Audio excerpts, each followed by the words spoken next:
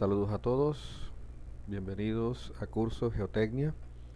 El día de hoy vamos a hablar sobre el tema de resistencia al corte en función del ensayo triaxial, y esta clase está dividida en dos videos. La parte 1 trata sobre las etapas en el ensayo triaxial y la parte 2 trata sobre cada uno de los ensayos triaxiales. Iniciemos. El ensayo triaxial es uno de los métodos más confiables disponibles para la determinación de los parámetros de resistencia al corte. Es un ensayo ampliamente utilizado en la investigación y en el estudio del comportamiento esfuerzo-deformación del suelo. La prueba triaxial nos ayuda a determinar la resistencia al corte de los suelos bajo diferentes condiciones de drenaje.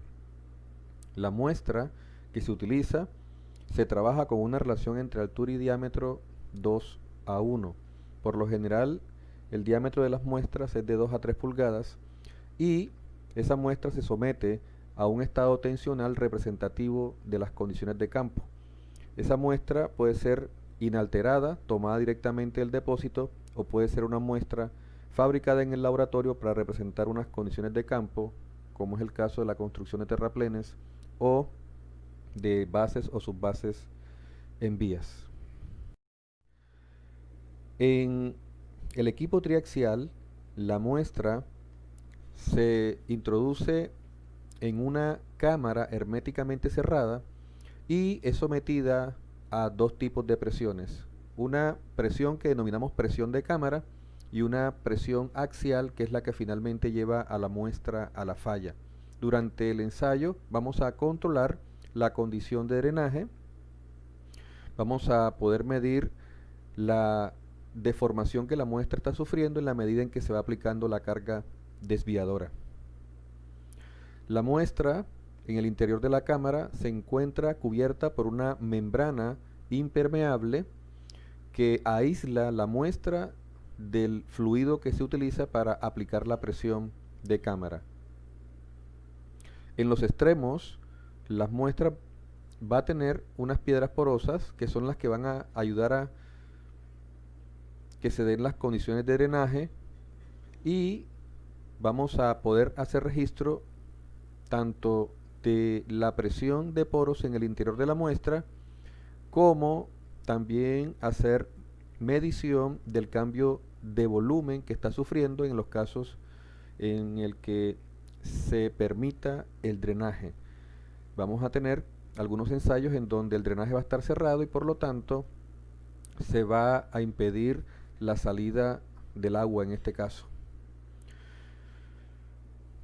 Por lo general utilizamos agua como fluido para generar la presión de cámara y por supuesto tenemos control de la presión que estamos aplicando. Estas presiones de alguna manera tienen que representarnos las condiciones de campo en las que se encuentra la muestra a la profundidad que se extrajo la muestra. El procedimiento de montaje de la muestra lo podemos ilustrar de la siguiente manera. Primero, pues tenemos que controlar las condiciones de la muestra, midiendo la relación entre altura y diámetro y cumpliendo con la relación recomendada 2:1. Lo segundo es llevar la muestra a la base de la cámara, colocando las piedras porosas y protegiendo la muestra con la membrana y el aerosello o bandas elásticas. Luego de realizar las conexiones en la muestra, se coloca la cámara y empieza a llenarse la cámara con agua. La cámara, una vez se encuentra en el marco, es sometida a las dos etapas, que son la aplicación de presión de cámara y luego la aplicación de la carga desviadora, que es la que finalmente lleva la muestra a la falla. Digitalmente es posible hacer registro de los resultados para luego determinar los parámetros de resistencia al corte y los módulos de deformación asociados a la muestra. Hemos dicho que el ensayo está dividido en dos etapas. La primera etapa es la aplicación de la presión de cámara y el objetivo es el de llevar la muestra a un estado tensional representativo de lo que está ocurriendo en el campo, a la profundidad que se extrajo la muestra. La segunda etapa es la aplicación de la carga desviadora y será esta carga la que genere lo que denominamos como esfuerzo desviador y genere la falla finalmente de la muestra por corte. El esfuerzo desviador no es más que la carga desviadora aplicada dividida entre el área de la sección transversal de la muestra. El esfuerzo axial total podemos determinarlo como la suma de la presión de cámara más el esfuerzo desviador. Podemos plantear como expresión que el esfuerzo desviador es la diferencia entre la presión vertical o axial menos la presión de cámara o presión horizontal. Hablemos entonces sobre las etapas en detalle. Recordemos que vamos a trabajar tres ensayos principalmente, que son la prueba consolidada drenada, simbolizada como CD, la prueba consolidada no drenada, simbolizada como CU, la prueba no consolidada no drenada, simbolizada como UU. En cada una de esas pruebas vamos a determinar, o el objetivo es determinar los parámetros de resistencia al corte. Y esa resistencia va a estar en función de la velocidad con que apliquemos la carga desviadora y si se dan o no las condiciones de drenaje en la muestra. Por eso cada una de las etapas se encuentra representada aquí con un nombre. La primera etapa, consolidada, segunda etapa, drenada, hace referencia a que todo el tiempo vamos a permitir la consolidación durante la aplicación tanto de la presión de cámara como la aplicación del esfuerzo desviador. En el segundo ensayo, el ensayo consolidado no drenado, quiere decir que solo en la primera etapa, cuando aplicamos la presión de cámara, se permite la consolidación, pero luego la válvula de drenaje se cierra y se aplica el esfuerzo desviador en condición no drenada. Y en el tercer ensayo, no consolidado no drenado, quiere decir que todo el tiempo la válvula de drenaje está cerrada, quiere decir que no se permite la consolidación. Vamos a trabajar con el criterio de falla de Mohr-Coulomb, en donde nos expresa la resistencia al corte del suelo como una cohesión efectiva más el esfuerzo normal efectivo tangente de φ', siendo C' y φ' los parámetros de resistencia al corte en condición efectiva o condición drenada. Y una línea de resistencia en condición total representada por la cohesión no drenada. Más adelante ampliamos entonces la explicación de cómo obtenemos cada una de estas líneas de resistencia para los suelos.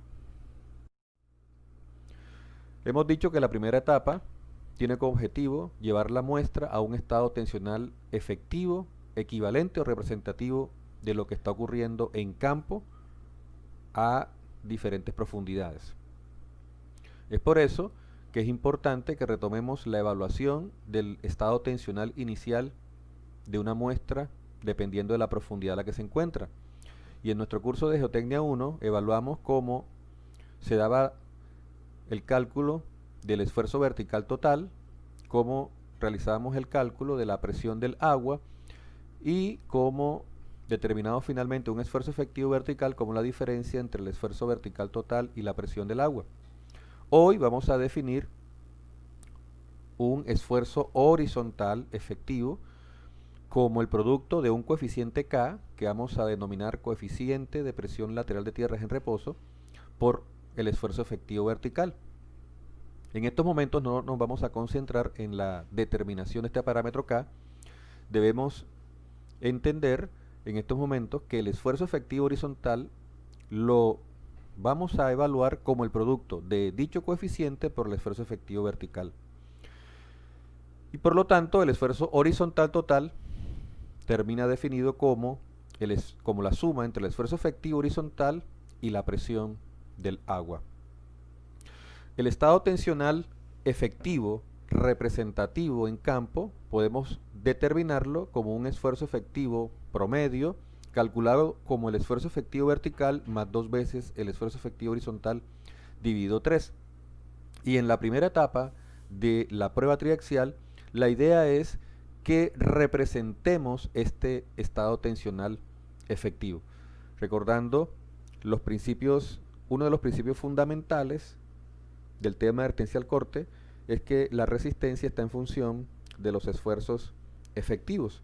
Entonces es importante que en el equipo triaxial estemos representando el estado tensional efectivo representativo de la muestra en campo.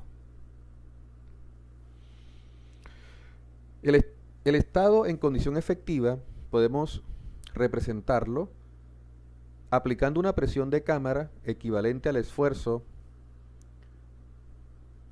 promedio total, calculado como el esfuerzo vertical más 2 veces el esfuerzo horizontal entre 3, y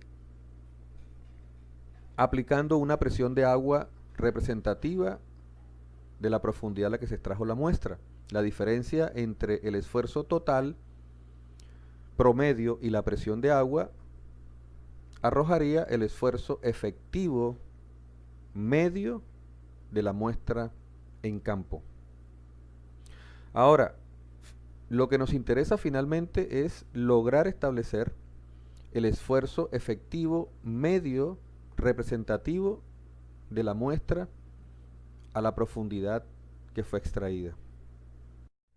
Ahora analicemos lo que está ocurriendo en el interior de un elemento de suelo saturado durante la aplicación de la presión de cámara.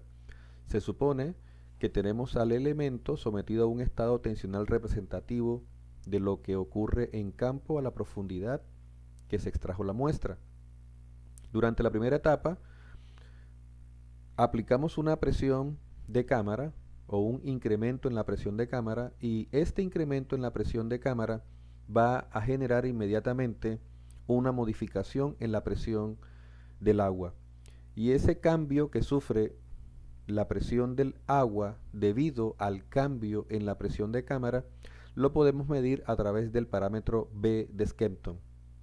Determinamos entonces que todo cambio que sufra la presión del agua debido a la presión de cámara puede ser determinado como el producto del parámetro B por el cambio que se dio en la presión de cámara. Ahora, dependiendo si la válvula de drenaje está abierta o cerrada, este cambio de presión de agua puede disiparse con el tiempo o permanece.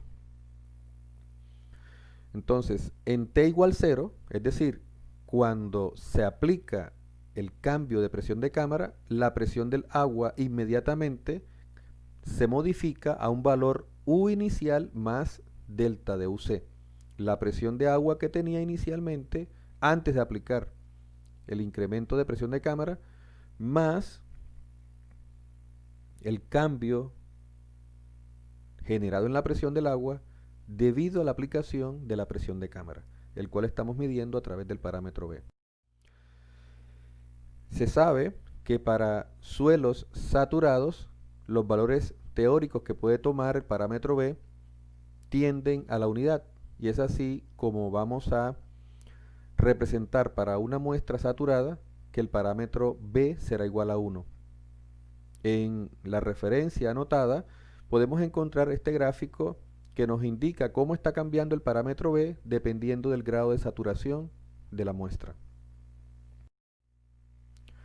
Si la válvula de drenaje está abierta, con el tiempo ocurre lo que denominamos como la consolidación, es decir, ocurre un cambio de volumen por la salida de agua.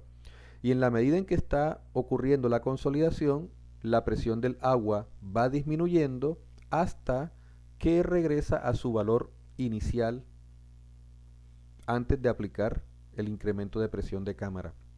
En ese momento sabemos que la consolidación ha finalizado.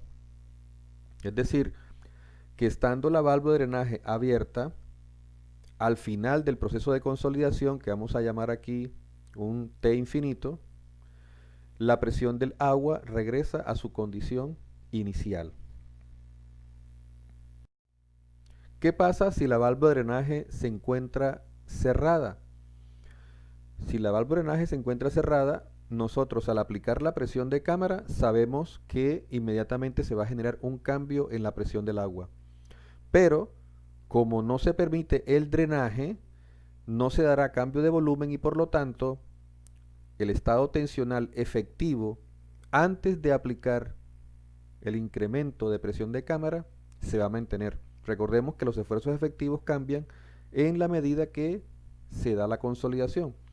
Y si la válvula de drenaje está cerrada, no hay salida de agua, por lo tanto no vamos a tener consolidación y esta presión de agua o este cambio en la presión del agua se va a mantener.